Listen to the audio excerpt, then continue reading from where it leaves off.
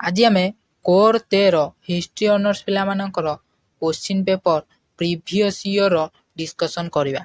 आ जो मैंने DSC 3 paper आ core 14 paper देखी ना से माने प्ले लिस्ट अच्छी आराम से जाइए देखिपारे। क्वेश्चन आंसर डिस्कशन हो सारी प्रीवियस आपण मैंने जाई देखिपारे। आज आम केते सहज माने प्रीवियस क्वेश्चन आसूची आपण देखिले ही जानीपारे बुझीपारे। आ नोट करके रखु प्रीवियस क्वेश्चन जहाँ भी आसी थाए आपण मानकर से 50% आपण मानकर एग्जाम रे आसी थाए। ओके तो से कौन करूँ ना एबेठारु समस्ते नोट करूँ। नोट सहित आपण मैंने एबेठारु पढ़ा भी स्टार्ट कर दिंतु। हाथ में टोटाली समय ना आबेठू जानी रखु केमी आसी क्वेश्चन आ कौन आपण मानकर भी यहीपरी आसब कि ना आपण मैंने एबेठू जानी रखु। देख केते सहज आसब केमी आसब। देख प्रथम देइछि 1 नंबर 12टा आपण मैंने 12टा निश्चिंत करेंगे। बहुत ही बढ़िया बढ़िया क्वेश्चन पकई। देख ब्रह्म समाज प्रतिष्ठाता किए यही ही क्वेश्चन आसो बहुत सहज आसो किसी असुविधा नहीं। तो आंसर कौन हम ना राममोहन रॉय मन रहा समस्त ए आंसर मन रहा। तापर बी देख देख भारतीय जातीय कांग्रेस किए प्रतिष्ठाता अटंती किए आंसर हम कौन आलन आक्विन हुम आलन ऑक्टवियन सॉरी आलन ऑक्टवियन हुम। ओके मन रहा समस्त ये भी गोटे इंपोर्टेंट क्वेश्चन। तापर सी देख किए लोकमान्य भाव परिचित किए सी रो आंसर आपण माने निश्चित भल भाव जानिबा उचित बाल गंगाधर तिलक। ओके समस्त मन रहा ये भी गोटे इंपोर्टेंट क्वेश्चन समस्ते एबेठ नोट कर। आ जो माने नोट न करछ से माने माने रिजल्ट बहुत खराब हम समस्ते नोट कर। तापर डी देख भारत रे असहयोग आंदोलन केबे आरंभ होइथिला एटा निश्चित जानिबा कथा। केबे आरंभ होइथिला 5 सेप्टेम्बर 1920 मसीहा है। 5 सेप्टेम्बर 1920 मसीहा मन रखियो है। देख भारतीय जातीय कांग्रेस प्रथम सभापति किए थे ये भी गोटे इंपोर्टेंट क्वेश्चन है। भारतीय जातीय कांग्रेस सभापति किए थे ना उमेश चंद्र बनर्जी मन रहा समस्त। तापर एफे देख क्यों वर्ष हिंदुस्तान रिपब्लिकन एसोसिएशन गठन करा जाइथिला क्यों वर्ष एटा एफे सब आसी थाए एटा मन रखिथिबो। क्यों वर्ष हिंदुस्तान रिपब्लिकन एसोसिएशन गठन करा एटा सब वर्ष आसे 1928 मसीहा समस्त मन रखियो 1928 मसीहा मन रहा समस्त। तापर जी देख गांधी जी क्यों वर्ष असहयोग आंदोलन बंद करथिले को वर्ष एटा तो निश्चिंत पंचम चतुर्थ कि पंचम षष्ठ पढ़ी आप क्यों वर्ष ना फेब्रुआरी 22 मसीहा समस्त मन रहा फेब्रुआरी 22 मसीहा। ओके गांधीजी असहयोग आंदोलन बंद करथिले। तापर देख एचे देख क्यों ख्रीष्टाब्द गांधीजी तांकर ऐतिहासिक दांडी पदयात्रा करथिले क्यों ख्रीष्टाब्द 12 मार्च 1930 मसीहा 12 मार्च 1930 मसीहा मन रहा समस्त। तापर आई देख बंग विभाजन समय डैश भारतर भाइसरय थिले किए थिले ना लॉर्ड कर्जन मन रहा समस्त। आईटा हम कौन ना लॉर्ड कर्जन भारतर भाइसरय किए थिले ना लॉर्ड कर्जन। तापर जे देख मुस्लिम लीग क्यों ख्रीष्टाब्द प्रतिष्ठा करा जायतिला ना मुस्लिम लीग टा हमर 30 डिसेम्बर 1906 मसीहा करा जायतिला 1906 मसीहा ख्रीष्टाब्द प्रतिष्ठा करा जायतिला। तापर देख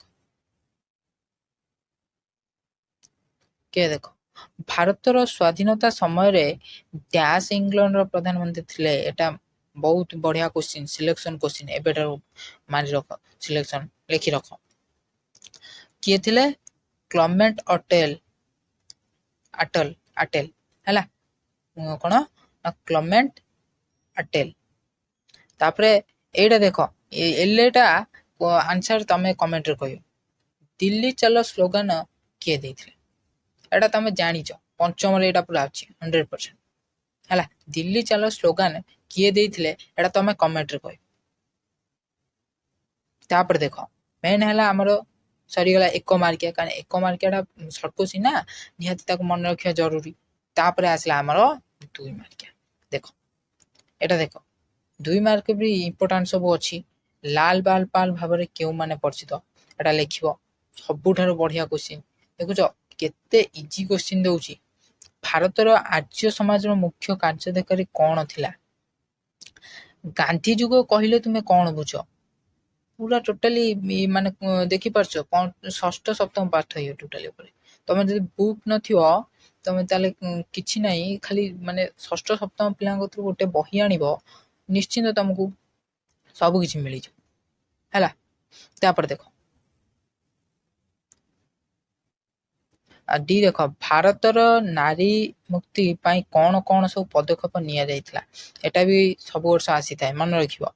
ई देखो सती दाह प्रथा कहिले तुमे कोन बुझ एटा भी गोटे इंपोर्टेंट क्वेश्चन। बंग प्रदेश को काहे की भाग करा जाइतला ये भी गोटे भलो क्वेश्चन हैला। सब किछि एबेटू जानी रखिले से तोरु तुमु इजी हबो करिया बुझि पाइलो। विप्लवी सन्त्रासवादी मानकर लक्ष्य कोन थिला एटा लिखिबो। गांधीजी असहयोग आंदोलन को काहे की बंद करथिले एटा सब वर्ष आसी थाए मु एबेठू कहि रखुची एइटा निश्चित आसीबो आपनकर 2024 रे एबेठू जानि बस।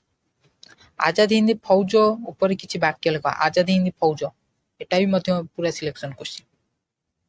तापर जे देखो केउ माने सांपादनिक सभार सदस्य थिले एटा भी आपण मानकर बहुत इजी क्वेश्चन। सामाजिक सभार सदस्य के सब थिले लिखिबो बढ़िया बढ़िया क्वेश्चन सब देछि। तापर आपण मानकर आस्थिला 3 मार्क 8टी लिखियो पड़िबो। प्रथम देछि कोन आलीगढ़ आंदोलन कोन लिखिबो देखो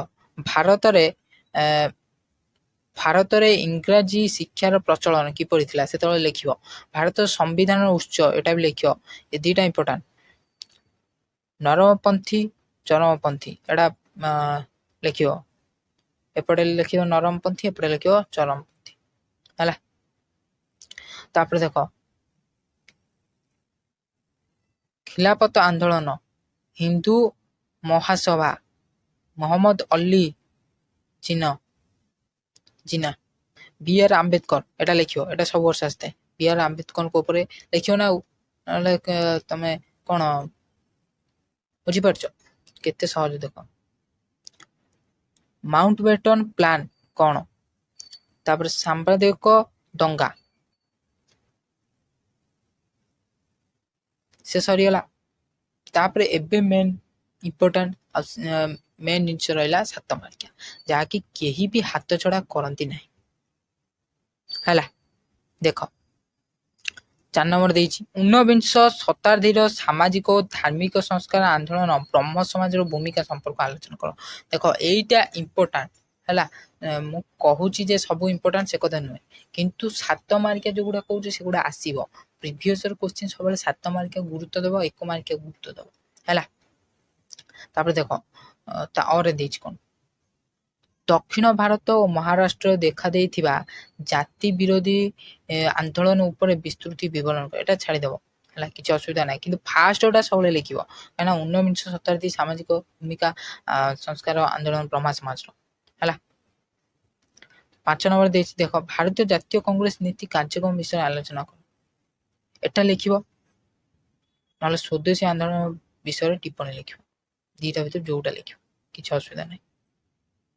देखो पिला माने कोन आसु न आसु किंबा तमरो किछि आसु न आसु से कथा भूल जियो किंतु भारतर स्वाधीनता संग्राम रे महात्मा गांधी को भूमिका संबंध आलोचना करो एइटा तमरो निश्चित आसीबो आ एइटा सियोर एबेटू मन रखि थाओ नोट करबी कि रखि थाओ पूरा।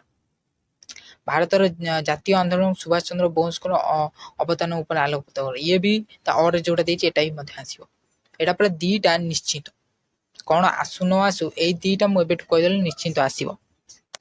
मुस्लिम लीग रो लक्ष्य नीति कोन थला एटा ही मध्ये पढि कि आसीबो केउ परिस्थिति रे ଭାରତର ବିଭାଜନ ହୋଇଥିଲା ତା ଅର ଏଟା ଦେଇଥିଲା ହେଲା।